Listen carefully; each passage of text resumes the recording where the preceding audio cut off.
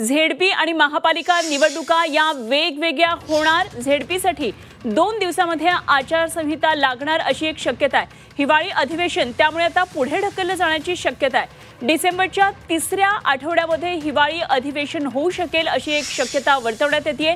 डिसेंबरमध्ये झेडपी आणि जानेवारीमध्ये मनपा निवडणुका लागतील अशी सूत्रांकडून माहिती कळतीये। झी 24 तासला वरिष्ठ सूत्रांनी ही माहिती दिली आहे आणि हिवाळी अधिवेशनानंतर महापालिका निवडणुका होतील अशी एक शक्यता वर्तवण्यात आली आहे। या संदर्भात आणखी स्पष्टता जाणून घेऊया। आमचे प्रतिनिधी अमर काणे सध्या आपल्याबरोबर जोडले गेले थेट नागपूरमधून। अमर, अत्यंत महत्त्वाची बातमी असण्याची झेडपी आणि महापालिका निवडणुका एकतर वेगवेगळ्या होणार आहेत आणि हिवाळी अधिवेशन पुढे ढकललं जाण्याची शक्यता आहे। अधिवेशनानंतर मनपाच्या निवडणुका होतील अशी एक चर्चा आहे। काय नेमकी या संदर्भातले तपशील आहेत?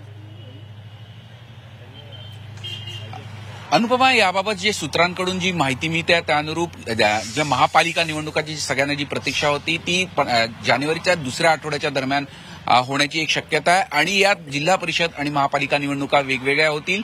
दरम्यान हिवाळी अधिवेशन जे 8 तारखेपासून अपेक्षित होतं नागपूरला ते सुद्धा काही दिवस पुढे सरकण्याची शक्यता सुद्धा व्यक्त करण्यात येते। आणि एकूणच ज्याचं सगळ्यांकडे लक्ष लागलं होतं ती झेडपी आणि महानगरपालिका निवडणुका या दोन्ही वेगवेगळ्या होतील।